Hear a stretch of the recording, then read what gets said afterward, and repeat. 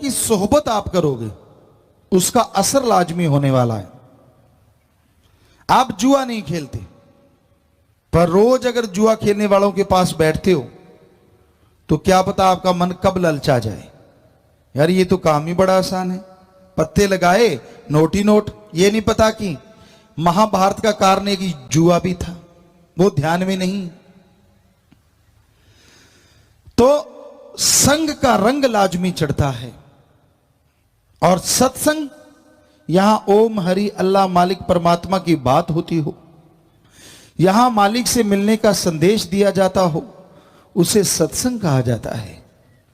वहां आके अगर कोई बैठे, इंसान के पास सब होते हुए भी वो कंगाल है जब तक उसे आत्मिक संतुष्टि नहीं मिलती। राजा भी दुखिया है और आत्मिक संतुष्टि है तो 2 समय रोटी कमा के खाने वाला भी सुखी है। ये आत्मिक संतुष्टि किसे कहते हैं? क्योंकि ये सर्वधर्म के अनुसार आपको बता रहे हैं।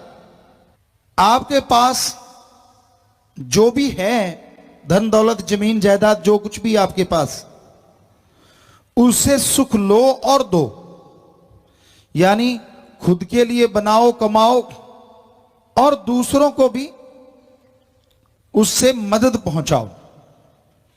जो आपके पास नहीं है उसके लिए मेहनत करो, टेंशन ना करो। इसी का नाम संतुष्टि है, इसी का नाम संतोष धन है।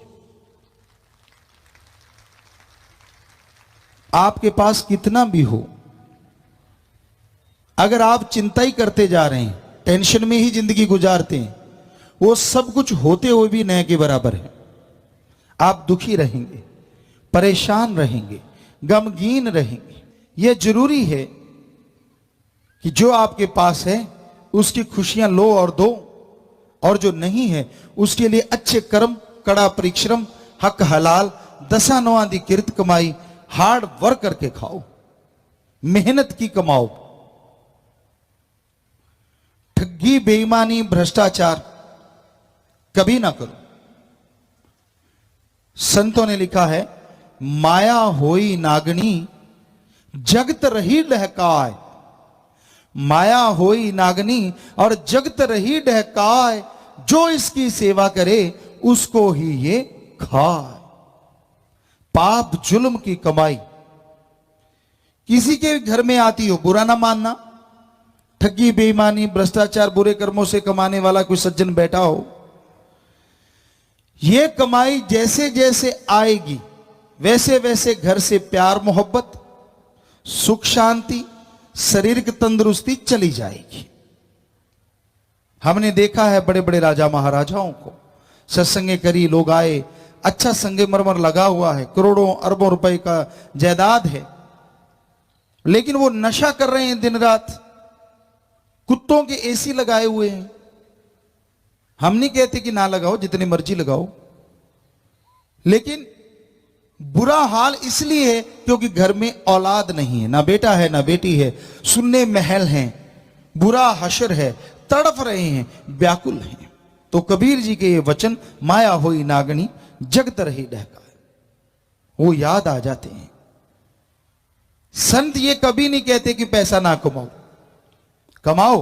हिंदू धर्म कहता है कड़ा परिश्रम, मेहनत की करके खाओ। हिम्मत करे अगर इंसान तो सहायता करे भगवान। इस्लाम धर्म कहता है हिम्मते मर्दा मददे खुदा। सिख धर्म कहता है दसा नौआं दी किरत करो, वंड के छको तो वाहिगुरु साथ दिंदा है। और इंग्लिश फकीर कहते हैं गॉड्स प्रेयर करो और हार्ड वर्क करो। मेहनत से नहीं रोकते, पर किसी के मुंह का निवाड़ा छीन के अगर खुद के मुंह में डालोगे तो वो अमृत नहीं, धीमे जहर का काम करेगा और आप दुखी परेशान बीमारियों से घिर जाओगे। इसलिए मेहनत की करके खाने में बड़ा आनंद है, बड़ी लज्जत है। आपको एक सच्ची बात सुनाते हैं। बहुत पहले की बात, दिल्ली साइड की बात। एक बादशाह था जो हक हलाल मेहनत की करके खाता था। एक नौकर उसने रखा था, बाकी तो जो नौकर थे वो रियाए प्रजा के लिए उसी खजाने में से सब चलता था, पर उसका अपना जो पर्सनल नौकर था उसको वो तनख्वाह देता था, 2 अशरफियां 4 अशरफियां। तो एक बार उस नौकर के घर से पैगाम आया कि आपकी बेटी की शादी करने वाली है, आप आइए, बादशाह सलामत से पैसा लेके आइए, धूमधाम से शादी करेंगे। अब उस सज्जन ने, पता था, घर वालों को तो पता नहीं था, उसने सोचा मेरी 3-5-6 महीनों की तो तनख्वाह अभी बकाया है, ये राजा क्या देगा, चलो फिर भी राजा है तो इसी का सब कुछ। ऐसे कहा, हे राजा, हे महाराज, मेरी बेटी की शादी है, आपके पास तो बहुत सामान है, तो आप मुझे पैसा दीजिए, मैं जाके शादी करूं। बादशाह कहने लगा, तू तो सब जानता है, तू मेरा नौकर है और मेरे पास इतना पैसा नहीं है, मैं कुछ अशरफियां कमाता हूं और तेरा मैंने पहले भी नहीं दिया, मैं कोशिश करता हूं तुझे कुछ दे पाऊं। देखा तो सोने की 2 अशरफियां। बादशाह कहने लगा, ये मेरे पास बकाया है, ये तू ले जा। हम नौकर बादशाह के सामने क्या बोले, चुपचाप अशरफियां ले लिया, चल पड़ा। दिल में बड़े उतार चढ़ाव, अच्छे महाराज की सेवा कर रहे हैं, इतने बड़ा राजा, इतना बड़ा महाराजा, और दिया क्या, सिर्फ 2 अशरफियां। बादशाह कहने लगा, है तो ये 2, पर है ये मेरे खून पसीने की कमाई, तू लेके जा, मालिक ने चाहा तो बरकत होगी। तो वो चला गया नौकर। 1 दिन 2 दिन काफी दूर था, तो जाते जब उस जाने लगा तो उसने सोचा, और तो इसका क्या करेंगे, कुछ ले भी नहीं सकते, क्यों ना यहां से अनार वगैरह ले लें, जो कि और जगहों पे नहीं होती। उस एक बीच में जो राज्य आया उसमें से उसने अनार ले लिए, चल पड़ा अपने देश की ओर, अपने मुल्क की ओर। तो वो 2 रातें 3 रातें गुजार के जब एक जगह पहुंचा तो वहां अनाउंसमेंट मुनियादी हो रही थी कि बादशाह की, उस एरिया का जो बादशाह था, उसकी बेटी बीमार है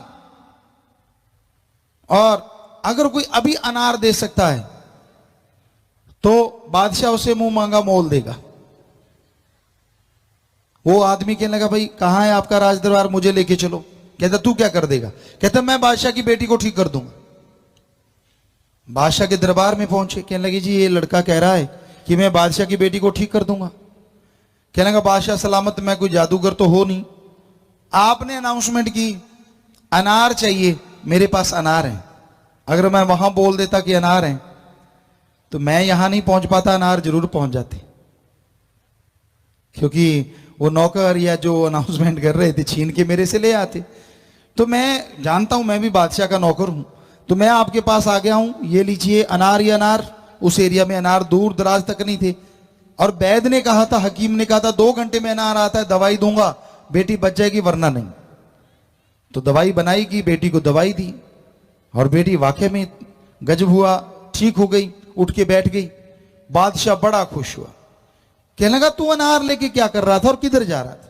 तो उसने अपनी सारी बात सुनाई, जी ऐसे ऐसे मैं तो फलां बादशाह का हूं नौकर और ऐसे ऐसे शादी है, तो मैं अनार बच्चों के लिए लेके जा रहा था। उसने अपने बादशाह की निंदा नहीं की कि मुझे सिर्फ 2 अशरफियां थी। कहने लगा, अच्छा?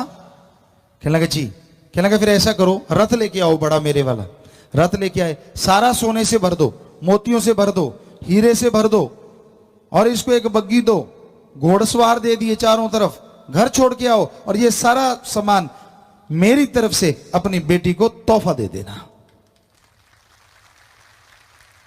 अब उस नौकर की आंखें भर आई, रोने लगा और अपने राजा को याद करने लगा, वाकई हक हलाल में जो मजा है ना, और जो बरकत है, कहने लगा, वो किसी और चीज में हो ही नहीं सकती। मेरे पास तो सिर्फ 2 अशरफियां थी और आज रथ भर के जा रहा हूं, तो आज के हिसाब से कहें तो गाड़ी या छोटी ट्राली भर के ले गया वो, और लेके किसके गए? सोने की अशरफियां, हीरे मोती, लाल जवाहरात।